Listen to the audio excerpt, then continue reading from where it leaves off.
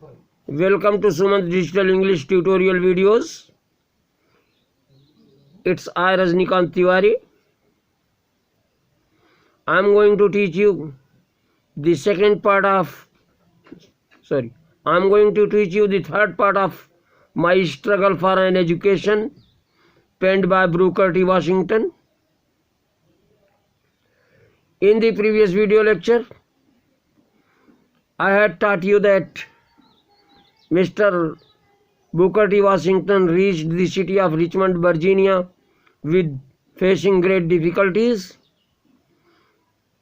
He even lay under sidewalk for the night, and he had to unload a cargo of pig iron from a vessel to earn money for his breakfast. Now come on to the text. My work pleased the captain so well that he told me I could continue working for a small amount per day. मेरा काम captain को इतना अच्छा लगा कि उसने मुझसे कहा कि मैं थोड़ा थोड़ा काम करना रोज जारी रख सकता था. This I was very glad to do. ऐसा करके मैं भी बड़ा खुश हुआ. I continued working on the vessel for a number of days. मैंने इस जहाज पर for a number of days कई दिनों तक काम करना जारी रखा. After buying food with my small wages there was not much left to pay my way to Hampton. अपने छोटी सी मजदूरी से भोजन को खरीदने के उपरांत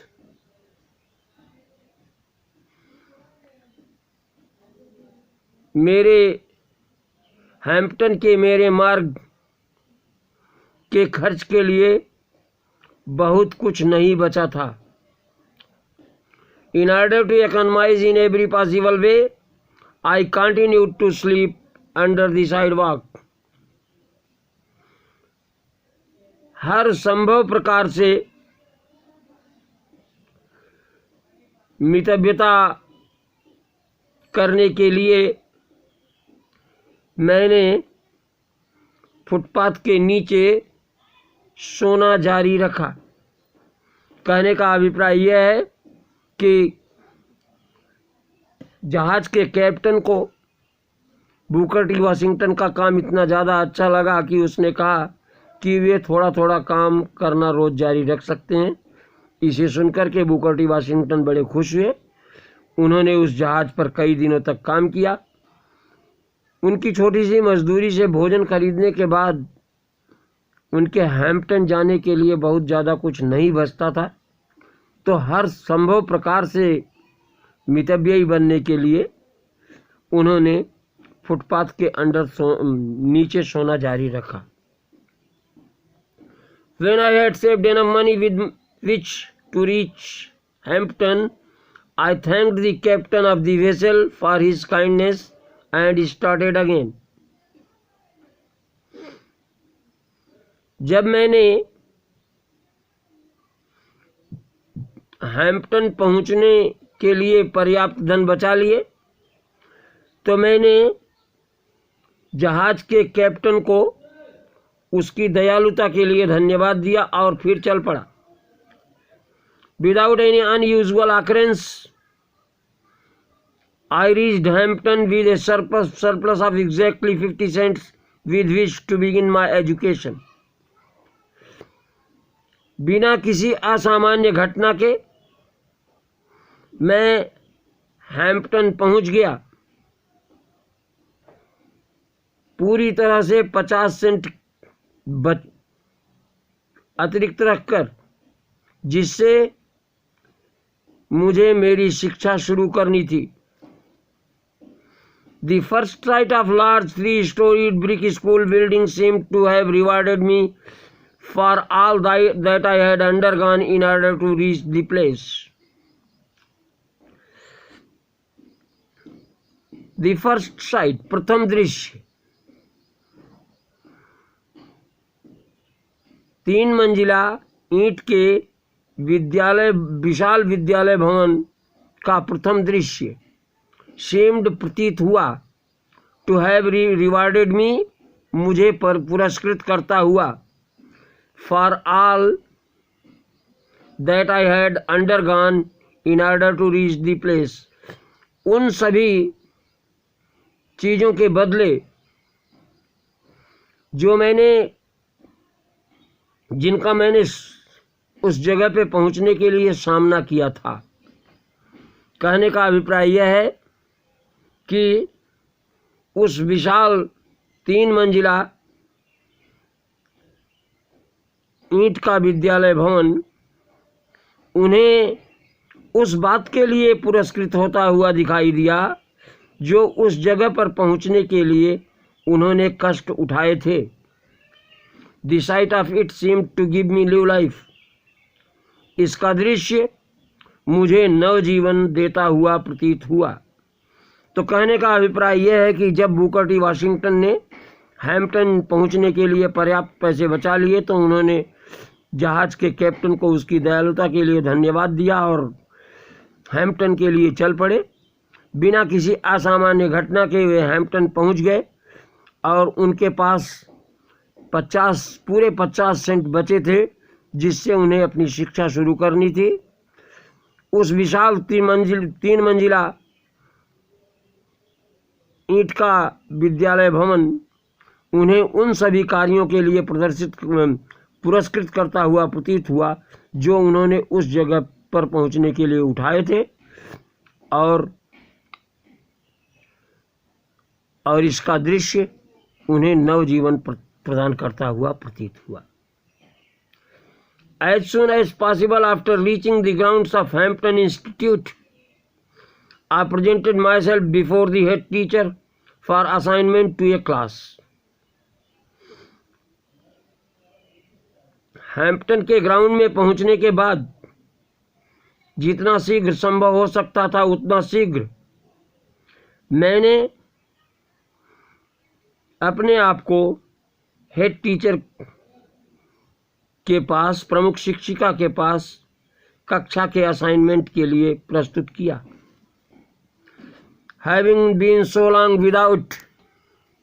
without proper food,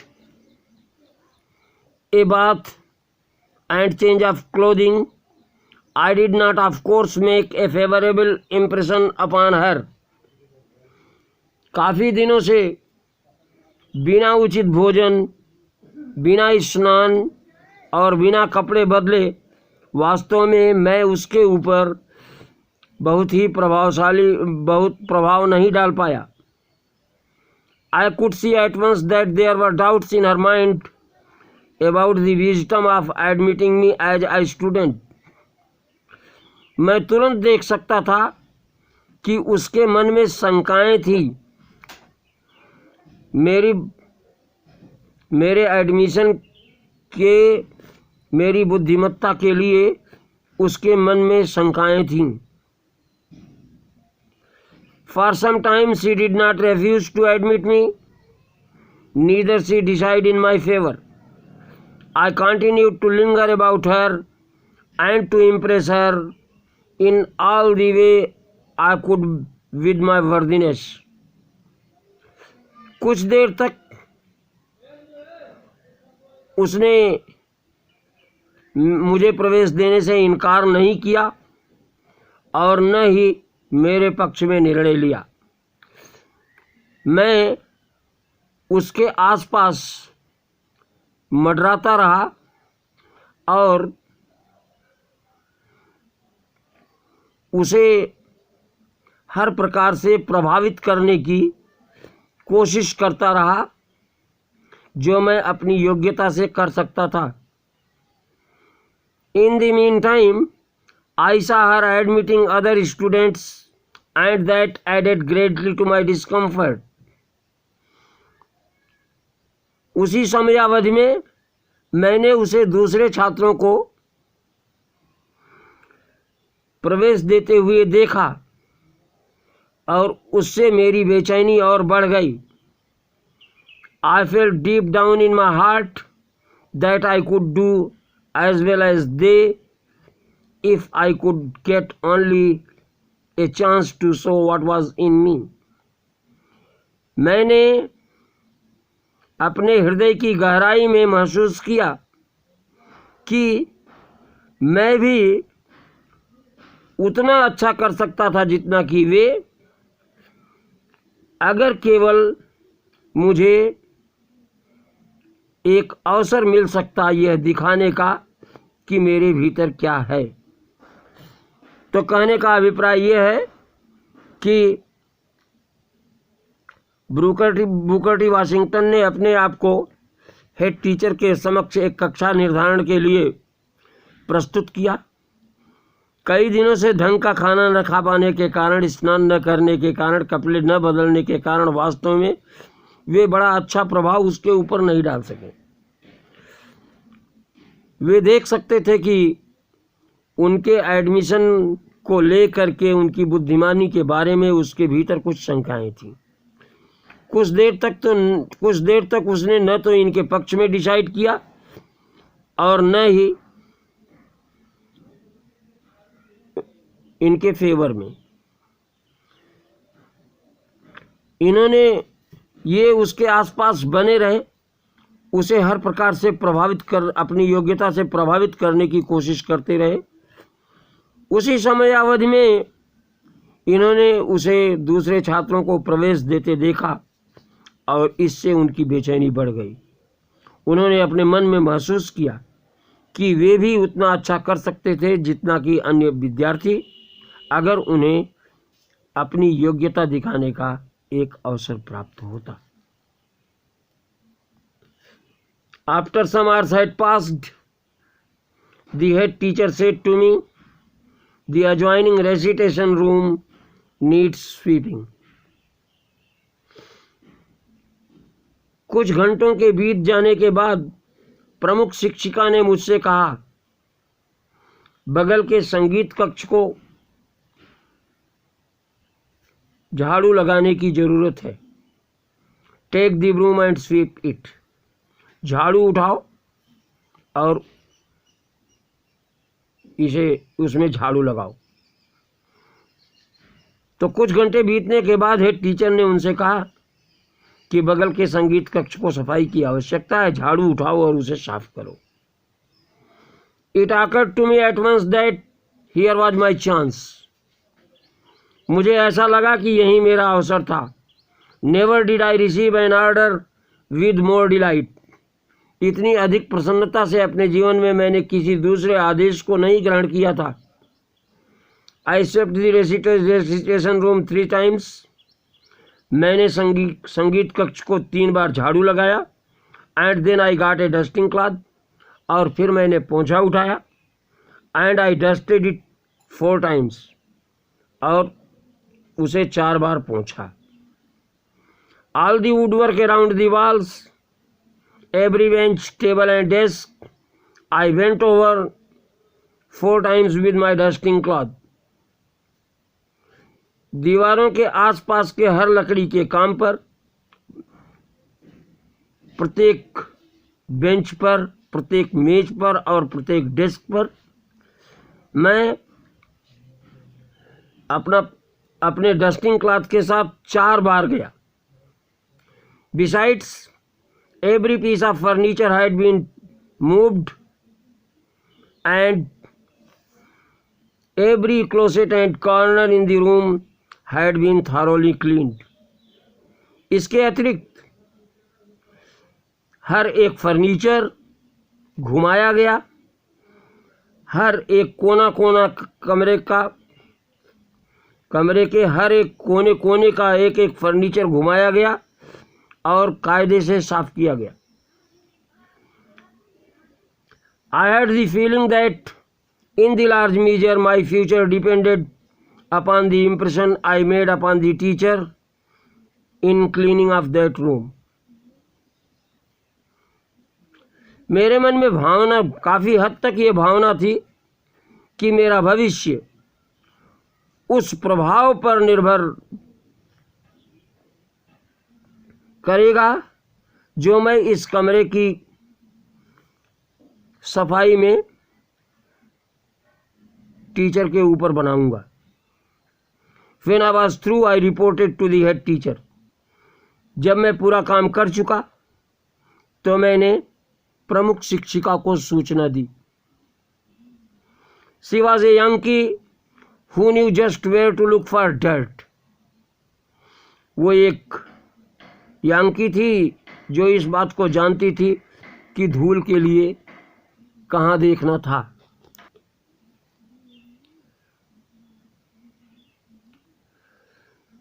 She went into the room and inspected the floor and closet, and then she took her handkerchief and rubbed it on the woodwork, about the walls, and over the table and benches.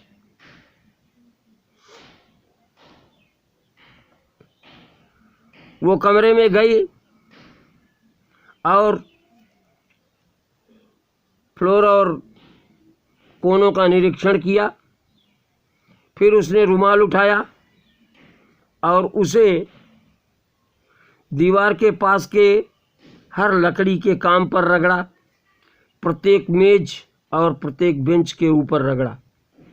When she was unable to find one bit of dirt on the floor or a particle of dust on any of the furniture, she quietly remarked, I guess you will do to enter this institution.